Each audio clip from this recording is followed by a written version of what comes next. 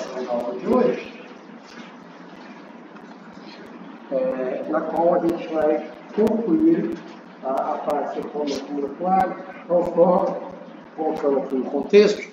Na aula passada, nós falamos de forma superficial sobre o que é o informação molecular, falamos da sua utilidade na triagem virtual e demonstramos alguns métodos, principalmente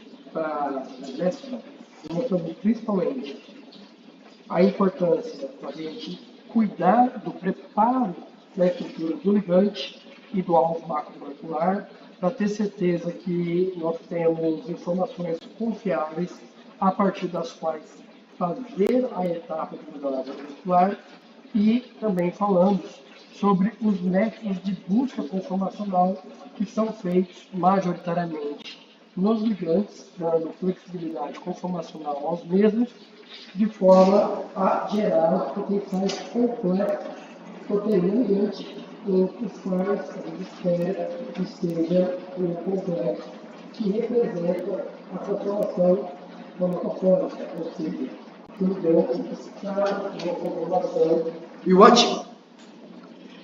Na aula de hoje, a gente vai concluir esse assunto falando agora sobre como que a gente identifica entre as conformações geradas aquela que corresponde ou que deve corresponder à conformação bioativa.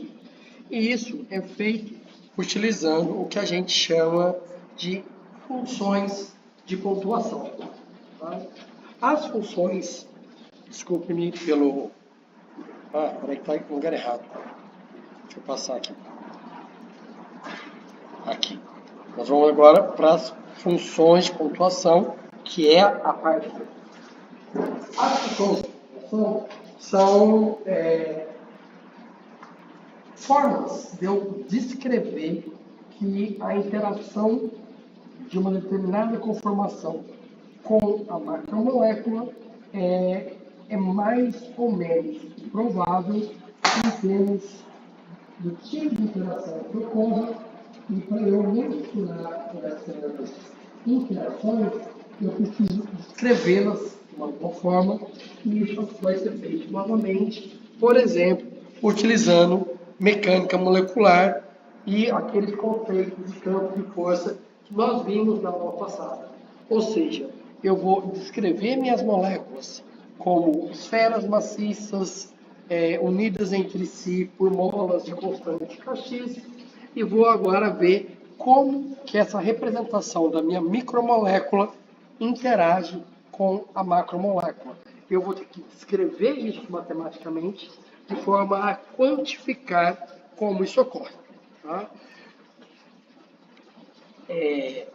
Existem formas diferentes de eu quantificar essas interações. A primeira delas é utilizando apenas uma descrição aproximada do fenômeno físico-químico que eu estou representando. É claro que ao tratar uma molécula ou uma proteína com uma série de esferas ligadas por molas, eu vou estar fazendo uma simplificação muito grande do que é realmente a molécula, do que é realmente o meu alvo macromolecular. E isso vai acarretar numa rapidez no meu cálculo, mas numa série de erros. Tá? Então, existem outras formas, outras funções de pontuação que podem ser empregadas na tentativa de corrigir esses erros ou limitações decorrentes nos campos de força. E aí, classicamente, nós temos duas outras formas de fazer isso. Uma delas é usando funções de pontuação empírica, que de uma forma bem resumida, é você encontrar coeficientes de ajuste para que a predição feita por mecânica molecular consiga chegar mais perto dos dados observados experimentalmente. Tá? Eu vou falar mais sobre isso na sequência, então não se preocupem. E nós temos também funções de pontuação baseadas em dados estatísticos que procuram identificar qual das poses geradas é a mais provável de ocorrer, independente de conseguir medir a interação, o ΔG de interação dessa pose com a macromolécula. Mais recentemente, surgiram funções de pontuação baseadas em inteligência artificial. Mas como esse assunto é muito mais recente e envolve a gente aprender mais sobre IA, que não é o objetivo da aula de graduação, eu não vou falar sobre essas funções de pontuação mais recentes. Eu vou falar apenas dos métodos clássicos, para eu entender ou selecionar qual das poses, qual das conformações geradas é a que deve ser entendida como uma aproximação mais real da conformação bioativa. Tá?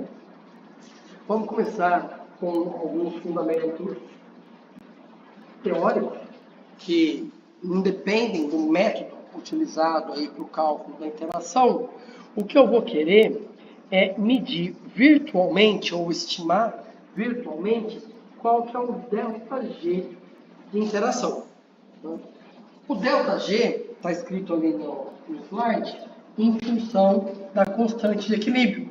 Constante de equilíbrio, para nós, é a mesma coisa que KI ou constante de dissociação. A gente vai utilizar essas terminologias como equivalentes, porque matematicamente elas são. Tá? E isso que diz, então, que a partir da energia predita, ΔG de interação predito, eu posso estimar qual que é a afinidade teórica do ligante pela macromolécula. Isso seria o caso ideal se meu modelo funcionasse muito bem. Nós vamos ver que essa correlação ela é longe de ser boa. Tá? Mas uma outra forma de escrever ou de descrever o ΔG é em função dos componentes entálpicos e entrópicos. ΔG igual a ΔH menos T ΔS, que é outra forma que vocês já conhecem e que nos permite tentar transformar esse fenômeno biológico, que é de associação e dissociação, em termos que eu consigo descrever quimicamente. Eu vou tentar descrever o componente entálpico e vou tentar descrever o componente entrópico, utilizando a química que eu conheço e a mecânica newtoniana. Se, por um lado, descrever os componentes entálpicos dessa equação é razoavelmente fácil, porque o que são os componentes entálpicos? É eu entender que as interações moleculares de Van der Waals, ligação de hidrogênio, iônica e assim por diante, contribuem para reduzir o ΔG do sistema. Então, quanto melhor o meu ligante interage com a minha macromolécula, mais favorável vai ser a sua interação do ponto de vista entálpico. Tá? Por outro lado, o componente entrópico, que vai então medir, por exemplo, a dessolvatação da proteína e do ligante ali na região do sítio ativo, as moléculas do sítio, as moléculas de água do sítio, tem que sair para a molécula do ligante chegar. As partes do meu ligante que estão solvatadas precisam ser dessolvatadas para ele interagir. Isso tudo está incluso no fenômeno de dessolvatação. O ligante que tem liberdade rotacional e translacional em solução vai ter uma perda de entropia rotacional e translacional. E eu preciso descrever isso de alguma forma. Né? E é aí que está, eu não diria a dificuldade, mas o custo do cálculo. Representar as interações moleculares e fazer esse cálculo é muito fácil e rápido.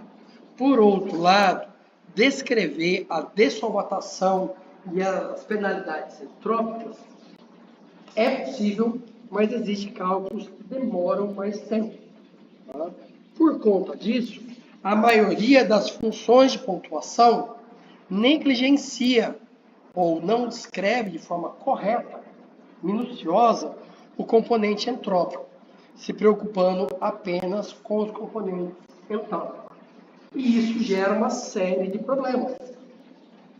Isso é feito para garantir que o cálculo seja rápido.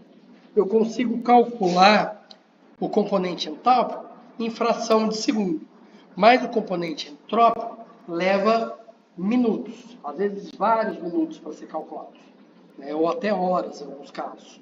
Se eu pensar nisso, numa triagem virtual, que eu quero avaliar dezenas de poses ou conformações para cada um dos meus centenas de milhares de ligantes que foram encaixados ali do sítio ativo, é óbvio que não dá para fazer isso com o refinamento teórico que a gente tem disponível.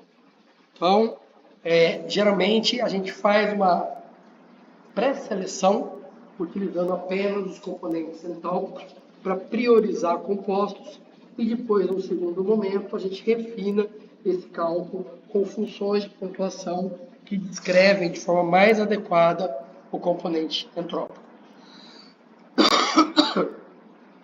Para eu descrever, então, esses componentes entálpicos e entrópicos, eu preciso utilizar a mecânica molecular. E a mecânica molecular se baseia em eu pegar uma coisa complexa, tentar dividir ela em partes menores e descrever matematicamente cada uma dessas componentes menores. Por exemplo, eu posso dizer que a energia livre de um sistema é dada pela energia do ligante na sua conformação bioativa, ou seja, quando ele está complexado com a macromolécula, menos a energia do ligante quando ele está em solução.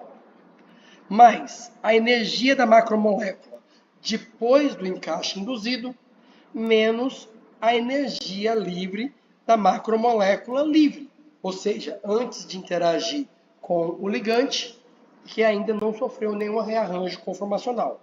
Mais energia, código formatado, energia da macromolécula com o ligante após o rearranjo conformacional, menos a energia do complexo, da interação do ligante com a macromolécula antes de ocorrer a interação.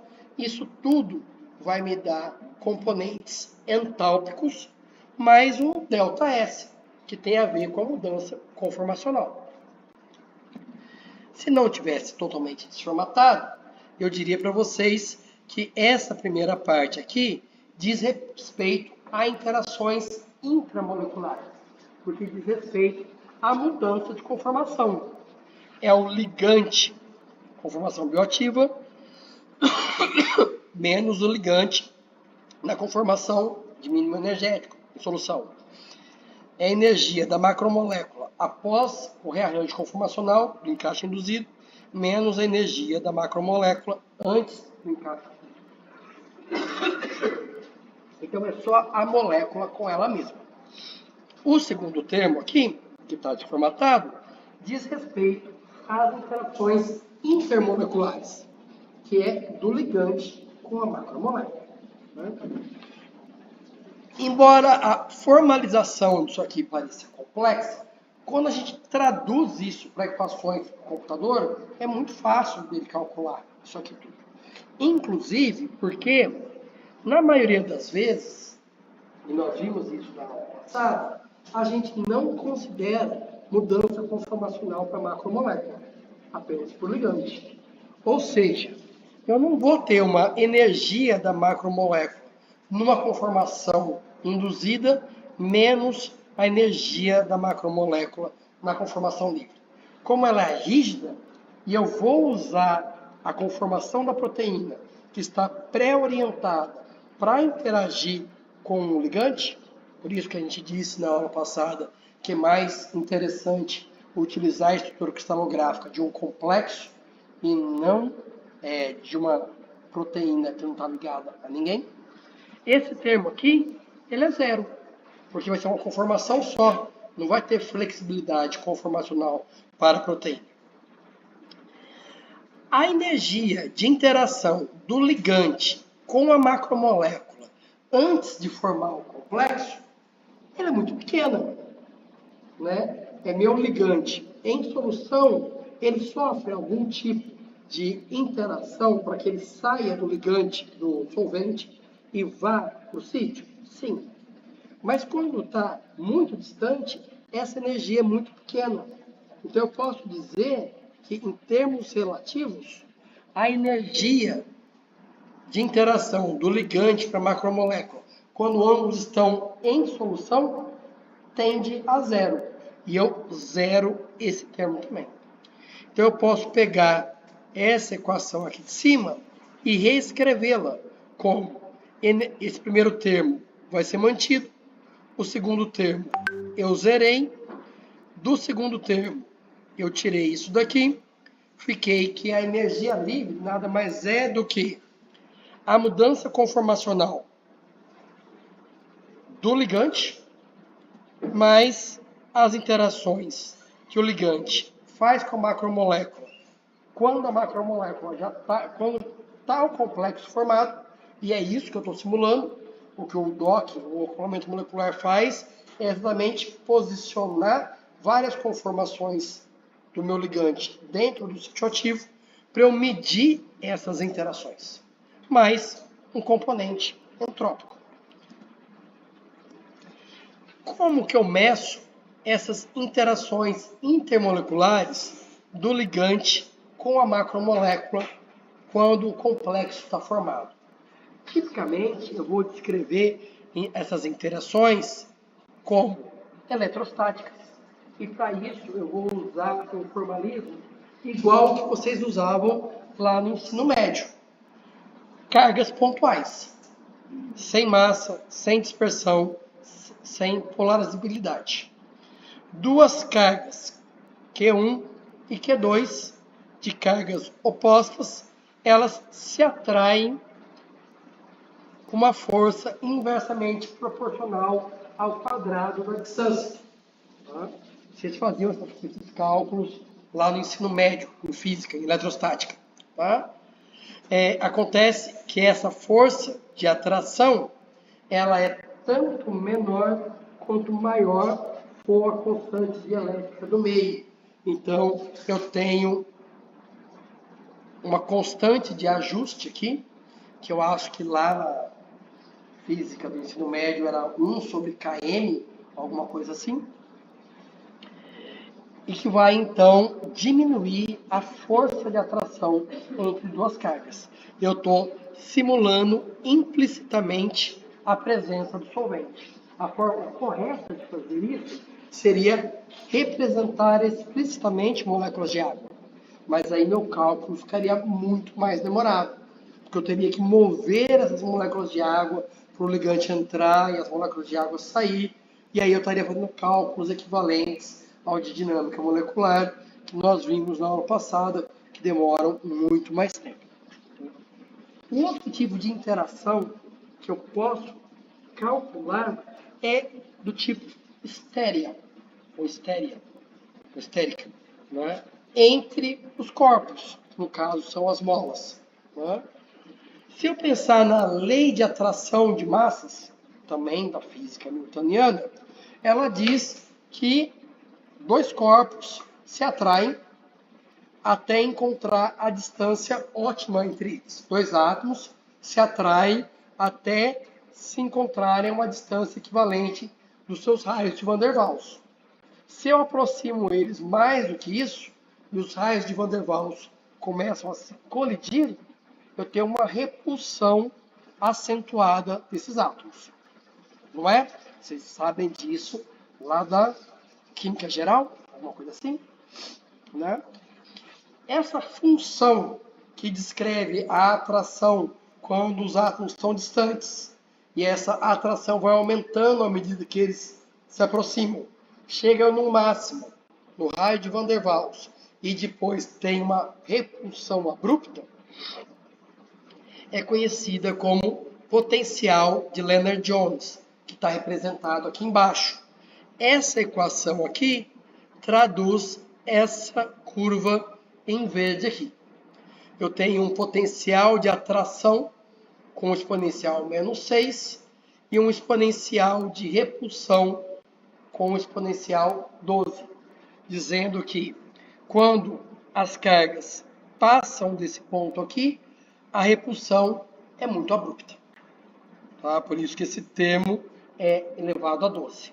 Tá? Entretanto, se eu pensar numa ligação de hidrogênio, o que é uma ligação de hidrogênio? Escrevam para mim uma ligação de hidrogênio.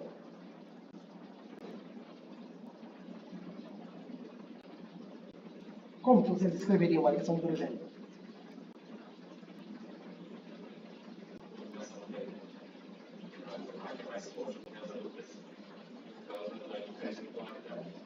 E quais são os requisitos para ocorrer uma ligação de hidrogênio? Além da diferença de eletronegatividade que você acabou de citar.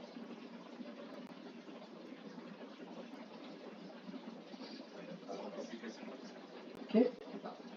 Contato. Contato vou falar distância. Tá? Eu tenho orbitais de cis-deltais sobrepostos, para que o hidrogênio seja partilhado entre o doador e o receptor. Se eu tenho uma sobreposição de orbitais, eles estão numa distância que é igual ao raio de Van der Waals ou é menor? Menor. Só que se eu usar essa equação com os potenciais 6 e 12, ele vai me dizer que a ligação de hidrogênio não é favorável. Porque quando começar a haver uma sobreposição de orbitais para partilhar a ligação com o hidrogênio, a penalidade vai ser muito alta. Então, o que a gente faz? Para átomos que podem fazer ligação de hidrogênio, eu uso exponenciais diferentes. Eu uso exponenciais do tipo 10, 12. Eu aumento a força de atração entre eles. Para que, então, isso daqui seja permitido. Uma outra estratégia que foi utilizada é o seguinte. Vou falar só dos potenciais. Potencial nada mais é do que uma equação matemática. Tá?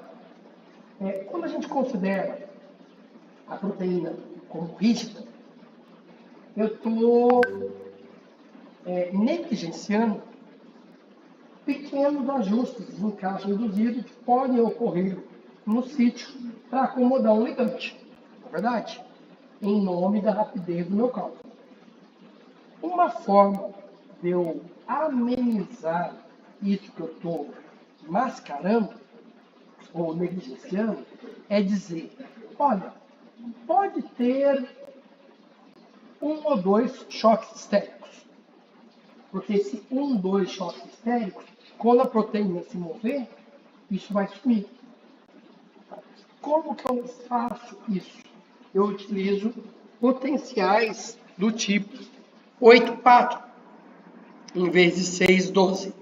Porque isso vai me dar uma inclinação aqui muito menos abrupta.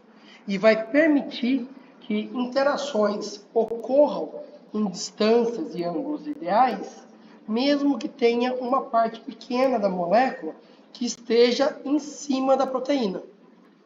Tá? Fisicamente, isso seria impossível, mas eu estou permitindo que isso ocorra teoricamente, computacionalmente, porque na realidade, aquela repulsão seria acomodada por uma reorganização no meu sítio ativo. Então, usando esse tipo de equação aqui, eu consigo descrever interações do tipo de Van der Waals, interações do tipo ligação de hidrogênio, aqui em cima eu tenho interações eletrostáticas, e com isso eu consigo, de certa forma, descrever todos os tipos de interação que vocês conhecem. Iônica, íon de polo, dipolo, dipolo induzido, ligação de hidrogênio, Van der Waals, mais alguma? Hidrofóbica? Falou? Não. Covalente, né? A gente não vai ver ligações covalentes, inibidores covalentes. Inibidores covalentes dependem da formação de uma ligação. Para eu descrever formação de ligação, eu preciso de química quântica. Então, esse é um outro motivo pelo qual a gente não simula no docking formação de ligação covalente. Ah, professor, como é que eu faço se eu quero saber como o anticovalente está? Eu dou a ligação formada para o programa, tipo assim, ó, só que é a ligação covalente. Ele vai só fazer isso daqui, ó. Ele vai fazer a mudança conformacional do restante. Mas dizer para ele, olha, se aproximou, está na orientação para ter uma SN2 e ocorrer uma SN2 ou uma SN1, isso o programa não sabe fazer. Eu tenho que dar a ligação formada para ele. Então, pulamos covalente. Tem algum tipo de interação que é de natureza entálpica, que eu não disse ainda? Hidrofóbica tem um componente muito mais entrópico.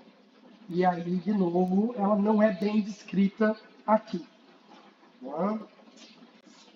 Mas, então, utilizando esse formalismo aqui, eu consigo traduzir os diversos tipos de interação para fazer o cálculo, utilizando aqueles campos de força que foram citados na aula anterior. Em vez de eu fazer uma análise conformacional, eu vou analisar se as interações vão ocorrer ou não devido à proximidade de cargas, à proximidade de átomos e assim por diante. Tá?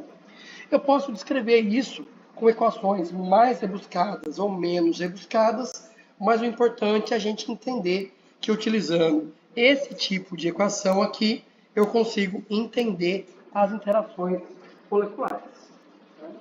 E o que a gente gostaria de ver é que entre o ΔG predito e o ΔG experimental, eu tivesse uma correlação perfeita. Né? Eu veria aí esses pontos aqui se ajustando a uma reta aqui na diagonal. E não é isso que acontece. Tá? Esse aqui é um artigo relativamente recente, que ele é de uma função baseada em campo de força. Tá? Existem outras melhores que essa?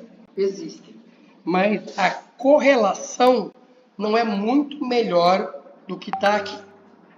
Tá? É um pouco melhor, por exemplo, do Doctor, que é uma das melhores que eu conheço. É um pouco melhor do que essa.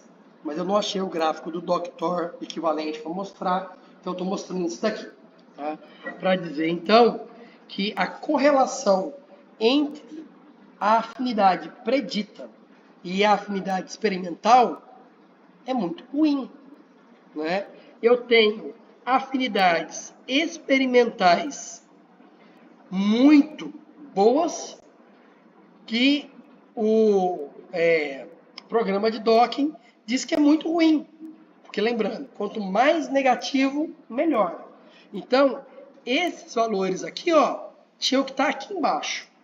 E na verdade eles estão lá em cima. Para moléculas ou ligantes de altíssima afinidade e de afinidade muito ruim, o programa de docking prediz como a afinidade fosse praticamente igual.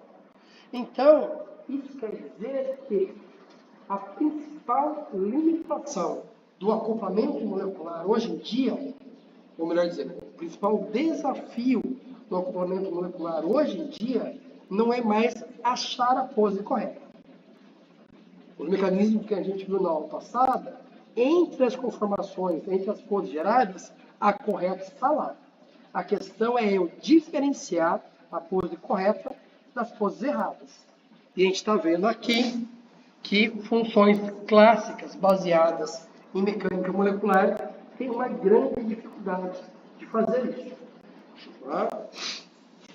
Só a termo de comparação, porque eu não vou entrar em detalhes, aqui tem uma função baseada em inteligência artificial, num dos diversos métodos de inteligência artificial, tá?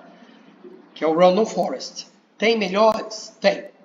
Tá? Mas nesse artigo aqui, a comparação é que o ganho de correlação era de em torno de 10% melhor. Tá?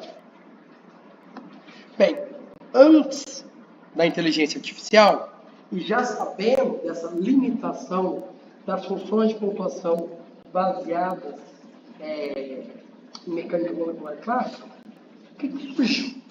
Surgiu uma ideia que vem lá da estatística. Não é? Na estatística, se eu tenho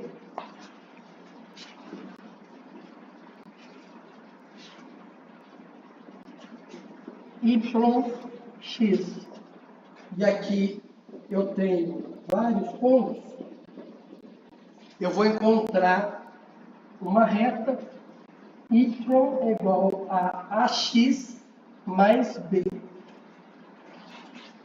Quando b é zero, sai daqui. Eu tenho uma explicação perfeita de y multiplicado por um fator de correção aqui, que vai me dar essa inclinação. Tudo bem? Matemática, ensino fundamental. Tá?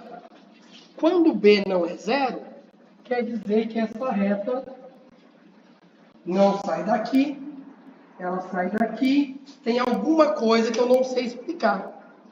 Né? Por que y não é diretamente proporcional a x? Né? Os físicos dizem que b é algo que eu não consigo explicar fisicamente ainda. Eu não sei o que b significa. Tá? Mas do ponto de vista prático, se eu tenho uma equação que os pontos se ajustam a ela, pode ser útil para mim do ponto de vista de eu ter uma predição da afinidade y que tenha uma correlação melhor com a afinidade experimental do que aquela que eu mostrei anteriormente. Olha esse gráfico aqui. A correlação não parece bem melhor do que aqui? Para chegar nessa correlação aqui, o que eu preciso? De um número suficiente de observações, de um conjunto treino, né, para eu conseguir achar os coeficientes de ajuste dos meus termos. Se vocês entendem o y igual a x mais b, também dá para entender y igual a ao quadrado x menos bz mais 3a mais... São meus diversos termos, que poderia ser Van der Waals, ligação de hidrogênio, iônica, etc. Eu vou pegar cada uma dessas interações que eu sei descrever por mecânica molecular e vou multiplicar cada um desses termos por um valor para melhorar a correlação. Vocês não vão ter que fazer isso. Tá? Eu estou pedindo que vocês entendam o que foi feito. Isso aqui seria A. Seria o A. Aqui não está o quadrado, né? Então eu vou tirar aqui. Do AX. O que está em preto aqui, ó, é o A. Eu tenho um A que vai ajustar a interação de Van der Waals, um outro valor de A que vai ajustar a ligação de hidrogênio, um outro A que a interação eletrostática e assim por diante. Aqui estão os valores, ó, os coeficientes de ajuste. Eu peguei a equação, isso daqui, ó, eletrostático, e multipliquei isso, eletrostático, por 0,1146. E isso melhora a correlação entre o valor observado e o predito. Tá? Empiricamente. Não tem uma razão física para eu estar multiplicando por esses valores. Mas empiricamente, experimentalmente, eu vejo que ao multiplicar por esses valores, eu tenho uma melhor correlação. Tá? Qual que é o problema? Isso depende do meu conjunto treino. Se eu pego aqui um conjunto de 32 ligantes para gerar esses números aqui, e depois pego um conjunto de 200, concordam que esses valores de ajuste que vai mudar? Quanto maior o meu N do conjunto de treinamento, melhor. Mas meu conjunto N de treinamento nunca vai ser igual à diversidade química da base de dados da triagem. Pode ser que na base de triagem eu tenha moléculas que não são parecidas com nenhum dos meus 32, 200 ou 2.000 compostos que foram usados para gerar esses coeficientes de ajuste. Portanto, não há garantia nenhuma que a função de pontuação empírica vai, de fato, dar uma correlação boa entre o valor predito e o que eu vou medir lá na frente como afinidade experimental. E uma outra limitação aí do ponto de vista mais científico é que ela não nos ajuda a entender o que está errado. Porque eu só consigo melhorar a função de pontuação se eu entendo qual que é a falha nela. Eu pego uma função simples, não é? E vejo, puxa, isso aqui está errado porque eu estou calculando a aproximação dos átomos que fazem ligação de hidrogênio, mas não o ângulo entre eles. Ah, tá. Então eu vou corrigir a minha força de interação do tipo ligação de hidrogênio pelo ângulo entre eles. E aí eu vou melhorando. A partir do momento que eu entendo o que está faltando na minha equação, eu posso melhorá-la. E é assim que as funções de pontuação vêm melhorando ao longo dos anos, por conta disso. Do entendimento. Bem, aqui não é mais função baseada em mecânica molecular, mas sim eu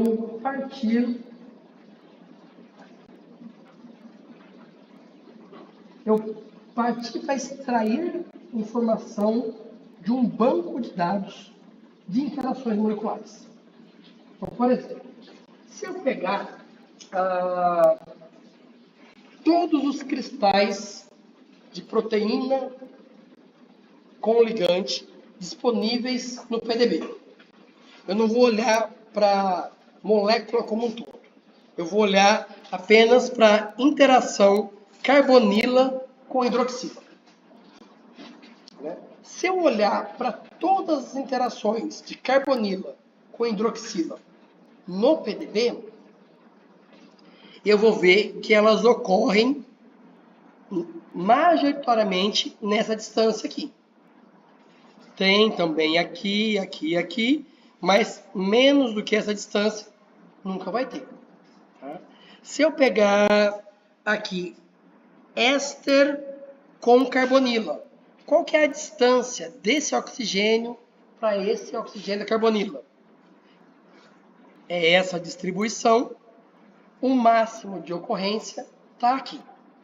E eu posso fazer isso para vários tipos de interação molecular.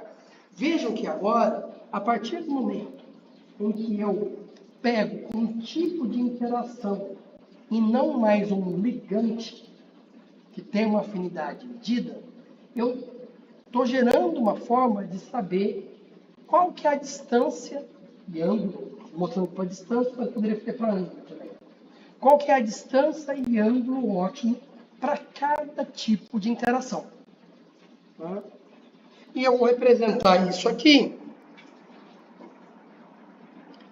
por essa curva. Se eu pegar esse gráfico de barras e projetar ele invertido, eu vou ter algo parecido com isso daqui. Conseguem perceber isso? É uma super simplificação que eu estou fazendo, mas só para vocês terem uma ideia. A distância onde mais ocorre essa interação deve ser a distância onde a interação é máxima.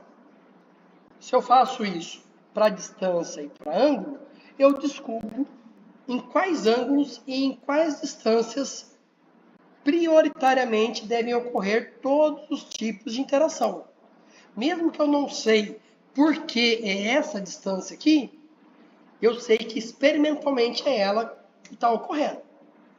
Tá? E se eu pego isso para um número muito grande de observações, eu vou ter alguma significância estatística de que é essa a distância e ângulo ideal para ocorrer.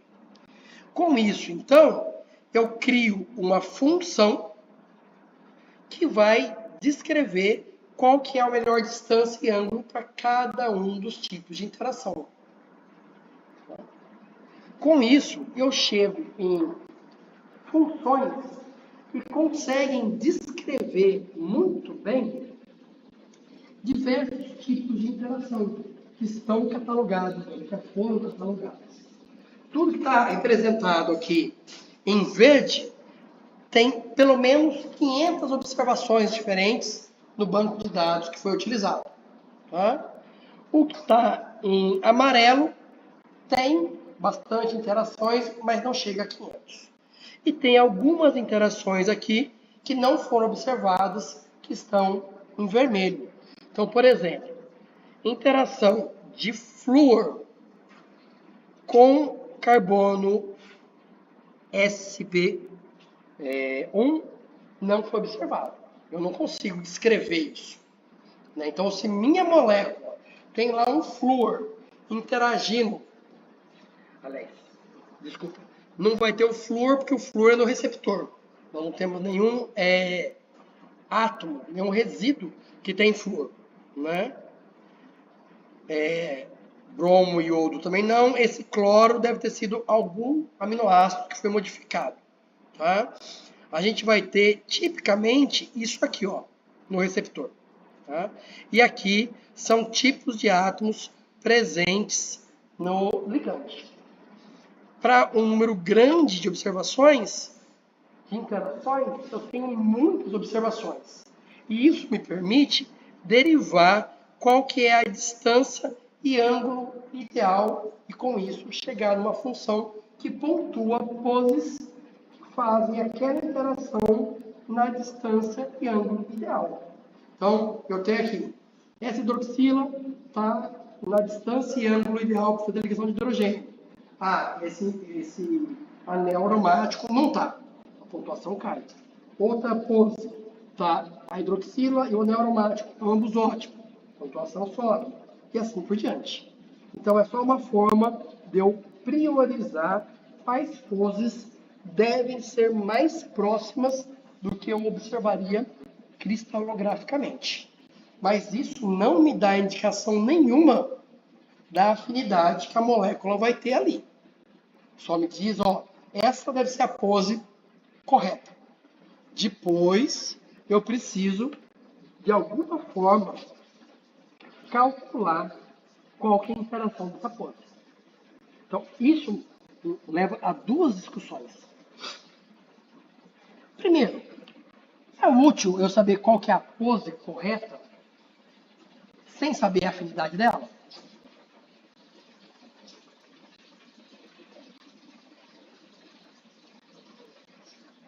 Não? E o contrário? Adianta eu saber a afinidade, mas não ter a pose correta? É possível eu ter a afinidade sem ter a pose correta?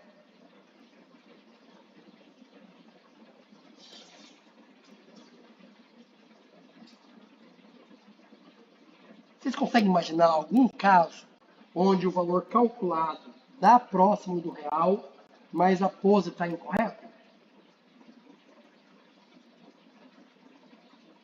Eu consigo imaginar vários. Vários. Porque a interação, ó, vamos imaginar que o correto era uma carbonila e uma hidroxila. Se ela estiver invertida e estiver fazendo as mesmas duas interações, a minha função de pontuação vai calcular um valor que é correto. embora a pose esteja errada. A pose errada vai ser ruim, porque eu vou acreditar que ela é correta, e a partir disso, vou dizer, olha, é melhor crescer a molécula para cá. E a minha próxima etapa vai dar tudo errado. Tá? Mas é possível, não é, calcular um valor de ΔG teórico próximo do real, mesmo com poses incorretas. Por outro lado, eu falei com vocês, discuti com vocês, que hoje a gente não tem mais o problema de, na etapa de busca conformacional, gerar a conformação correta. O difícil é saber qual das conformações é a correta, porque eu tipicamente uso a função de pontuação para isso.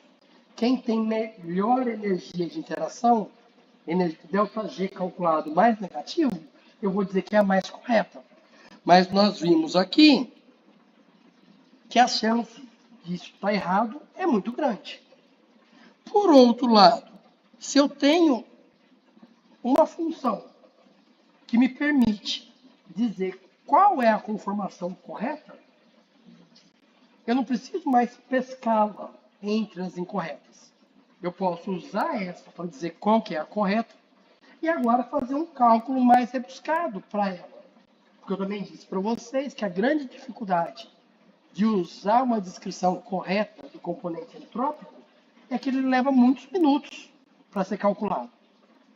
Mas se eu tiver a pose correta do meu ligante, não vale a pena eu gastar muitos minutos? Eu tenho lá uma lista de, sei lá, 1000 moléculas que estão na conformação muito mais próximas da realidade. E eu vou gastar 5 minutos com cada uma para dizer, para pôr essas 1000 em ordem de prioridade. Gente, é um ganho fantástico. 5.000 minutos dá o quê? Uma semana?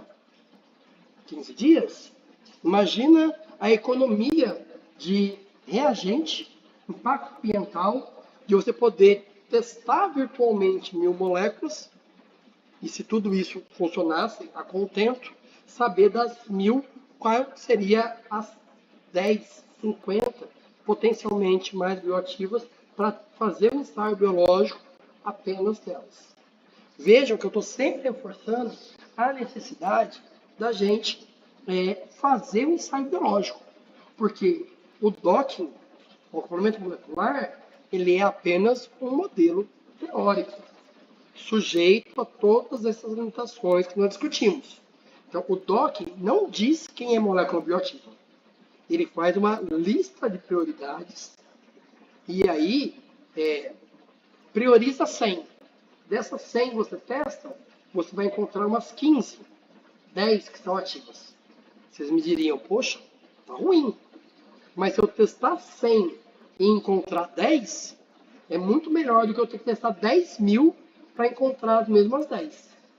O fator de enriquecimento é muito maior na triagem virtual do que na triagem aleatória. Bem, como já se sabe que as funções de pontuação elas são muito limitadas, tem-se buscado ao longo dos anos várias tentativas de amenizar esse problema, essa limitação. Né? E uma das formas que identificaram, bastante simplória e que não tem base física alguma, é de calcular uma correção na função de pontuação. Né? Baseado, seria mais ou menos a mesma ideia do conjunto treino, mas não olhando para o conjunto de moléculas, e sim para a função de pontuação, para o resultado final da função de pontuação baseada em mecânica molecular. Como que eu vou ajustar só o número final para que ele tenha uma melhor correlação? Como é que fizeram isso? Pegaram diferentes proteínas complexadas, cada um com o seu ligante, e fizeram o crossdock. Tá? Então, pegaram o inibidor da HIV protease e encaixaram na ECA. Da ECA, encaixaram na HIV protease. E assim por diante. Qual que era a expectativa? A expectativa é que a proteína reconhecesse o seu ligante, né? Ou pelo menos que a classe de inibidores tivesse uma pontuação bem melhor do que as moléculas que não tem nada a ver. Então, a priori, o que a gente acharia? Olha, se eu pegar um inibidor de COX e pedir para o programa encaixar na HIV protease, ele não vai conseguir, né? Porque o inibidor de COX não tem nada a ver com o sítio ativo da HIV protease. Acontece que o programa de acoplamento molecular ele foi desenvolvido para encontrar o encaixe. E a função de pontuação, que é quem diria, olha, esse encaixe está incorreto, é muito ruim. Consequentemente, o que a gente observou é que, em grande parte das vezes, o ligante que teve a melhor pontuação não era nem da classe dos inibidores daquela molécula. É como se eu pegasse um inibidor de COX e o programa dissesse, olha, esse é o melhor inibidor de ECA que tem aqui no meu conjunto de dados. Sendo que no conjunto de dados tem inibidores de ECA. Tá? Então, tudo que está em vermelho aqui, ó, quer dizer que ele identificou algo de uma classe muito diferente e que está com a pontuação melhor. Verde são os casos onde ele identificou ligantes próprios entre os de outras classes como o de melhor pontuação. E dá para perceber aqui que a taxa de acerto é muito ruim. Eles fizeram isso com 2 programas diferentes para não falar, olha, o problema é do programa, é dessa função de pontuação. Né? Então vamos usar programas diferentes. Tá? E eles perceberam que dava para melhorar ou amenizar esse erro calculando o que seria um fator de correção. O que é o fator de correção? Pontuação do ligante menos a média de pontuação de todos os ligantes dividido pelo desvio padrão de todos os ligantes. Então, basicamente, o que ele fez foi o quanto que o ligante difere da média em termos de pontuação. Tá? E a rigor, assim, não tem nenhuma razão pela qual isso deveria funcionar. Mas melhora. Tá? Inclusive, tem um programa de docking comercial que ele utiliza essa Multiple Active Site Correction para dizer que os resultados de triagem dele são melhores que da concorrência. Tá?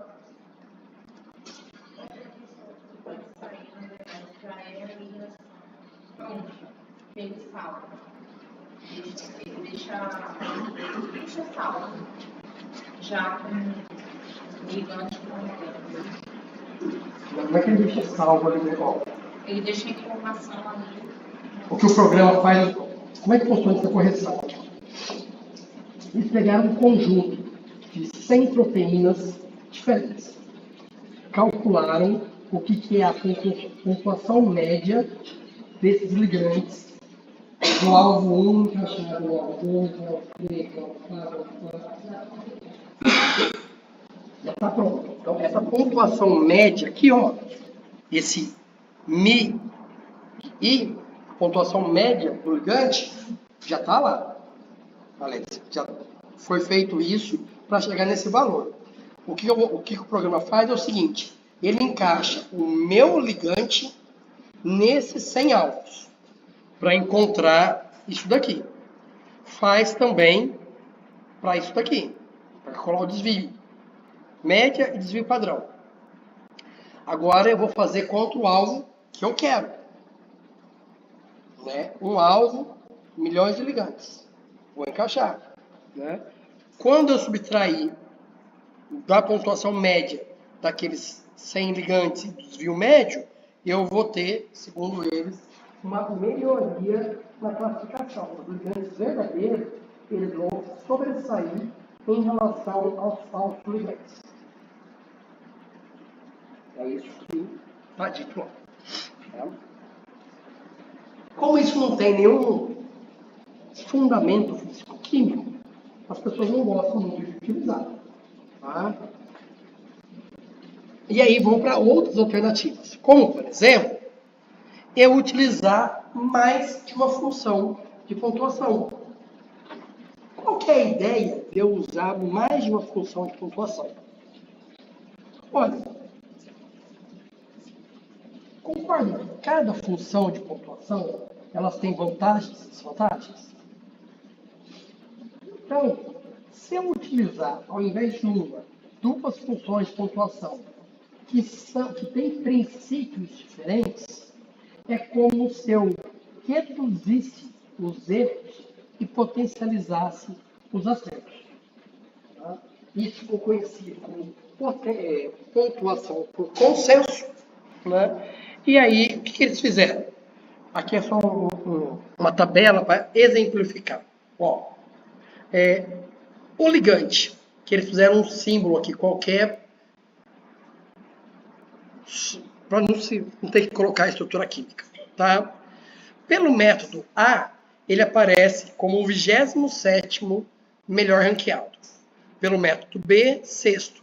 Pelo método C, 28º, D, 28º e 314. Método aqui entendam como função de pontuação. Então, tem uma função de pontuação que ele é razoavelmente bem ranqueado, várias que ele está lá no meio e uma que ele é muito mal ranqueado. Tá? Quando eu pego e uno A com B, de sexto ele cai para quinto. C com D, de 28º, ele cai para 24º.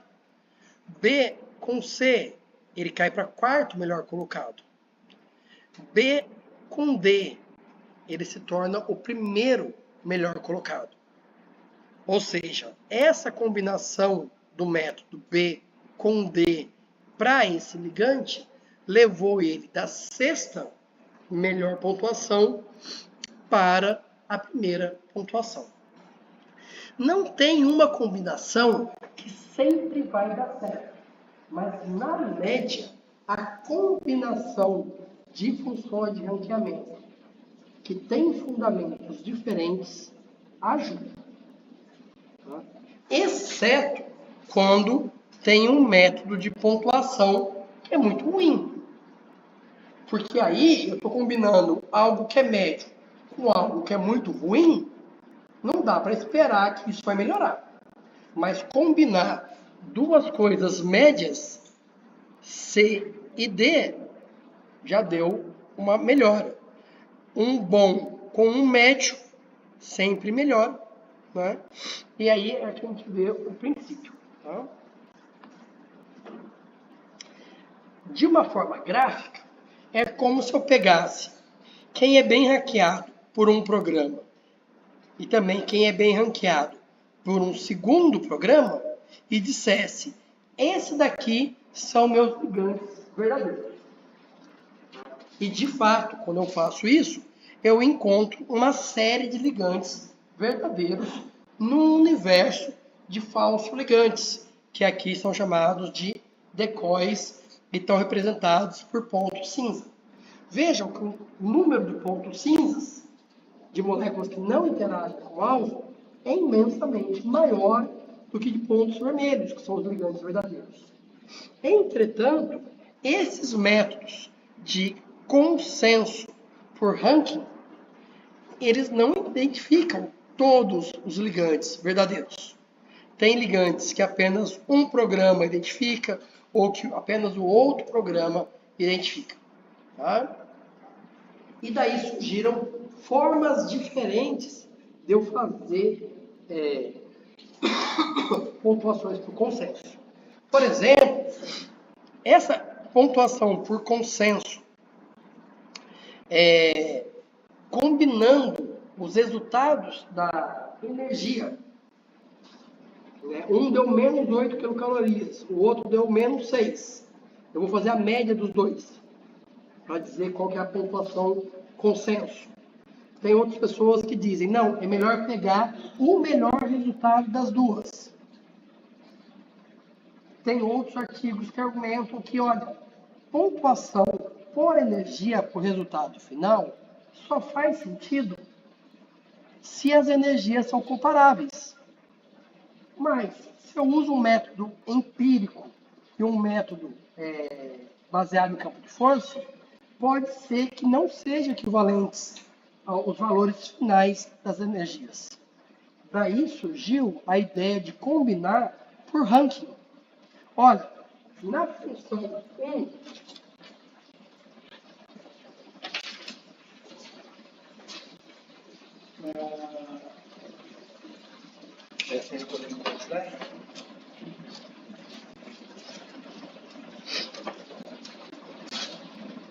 na função 1, o ligante 1 é o 10º colocado.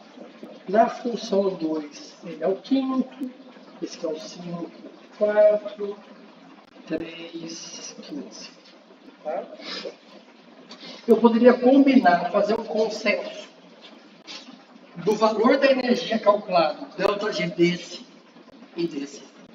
Ou eu posso simplesmente somar os rankings. Né? 5 com 10, 15, 5 com 4, 9, 15 com 3, 18.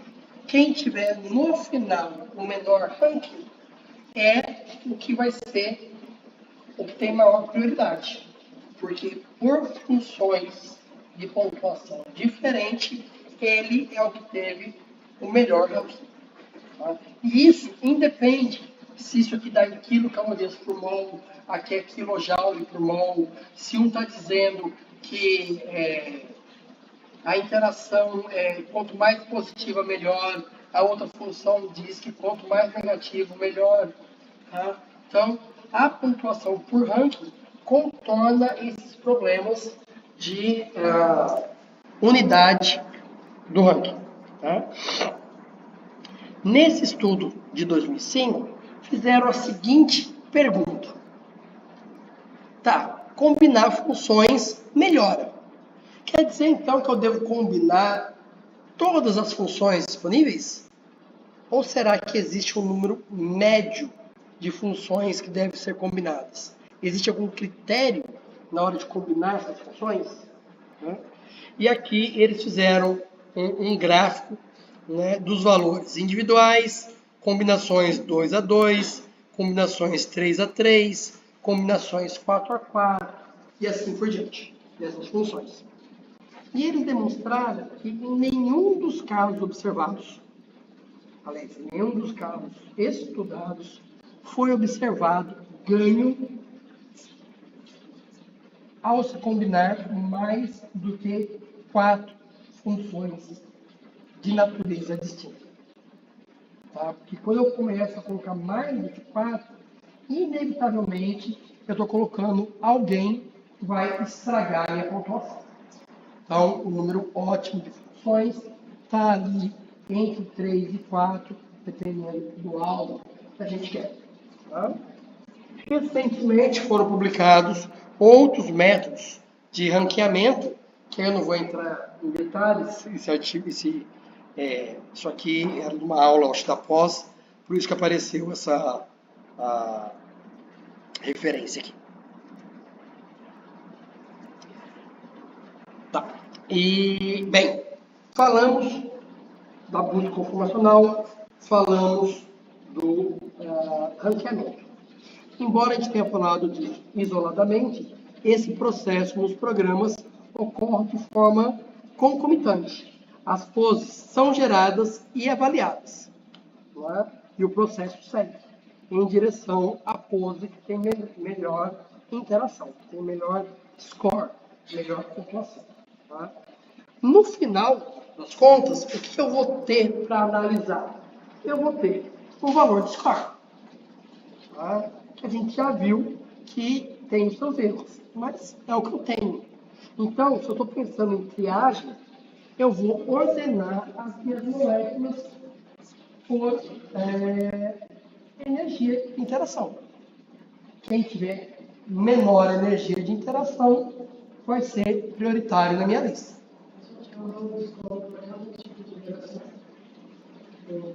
Como assim para cada tipo de interação?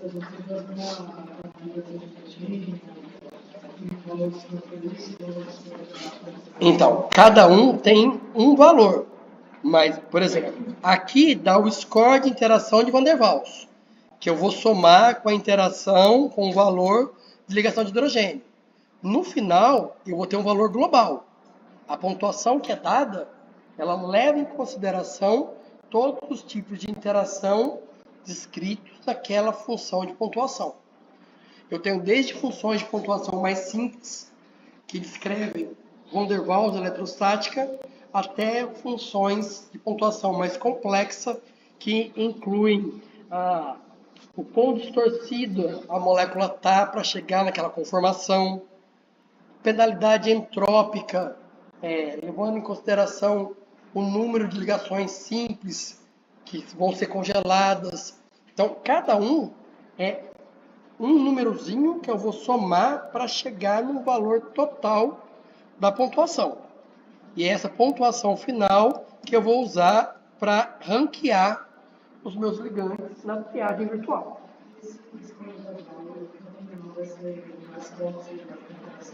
É o que a gente espera. Mas a gente viu que a correlação entre a energia predita e a energia experimental é ruim. Então, o que eu diria é o seguinte: não dá muito para confiar que o primeiro da lista vai ser um inibidor nanomolar. Mesmo que o ΔG teórico dele prediga ele como nanomolar.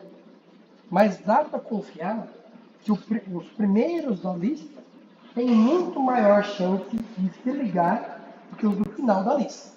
Se eu tenho uma lista de 100 mil compostos, a chance dos 100 primeiros interagir é muito maior do que dos 100 últimos. Isso sem sombra de dúvida. E a gente mede isso com um número chamado fator de enriquecimento. O fator de enriquecimento vai me dar uma ideia de quantas vezes mais provável é de achar um ligante verdadeiro do que um falso ligante. Se eu vou olhar 1% da base, 5% da base, 10% da base de ligantes disponíveis. Geralmente a gente usa 1% da base, porque a base é milhões de compostos, 1% já vai dar 1000 compostos. Na indústria farmacêutica, comprar e testar 1000 compostos é fácil. Na academia, a gente olha para um universo bem mais restrito. Muito dificilmente a gente compra mais do que 50, 100 moléculas para testar. Eu diria que um resultado bom é quando de 100 a gente encontra 30. É um resultado excelente. Tá?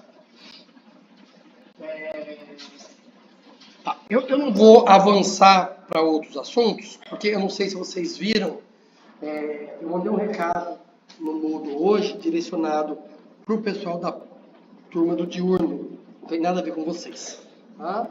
Mas que vai ter uma reunião amanhã do Conselho para discutir se o semestre vai ser considerado atípico ou não. E eu sou representante da farmácia no Conselho, e como é um assunto muito importante, né, ele implica, por exemplo, vocês não poderem ser reprovados por falta, e uma série de cancelamento de disciplina depois dos 25%, uma série de coisas que impactam para vocês. Eu não posso deixar de estar lá presente, representando o interesse da farmácia. Consequentemente, o diurno vai ficar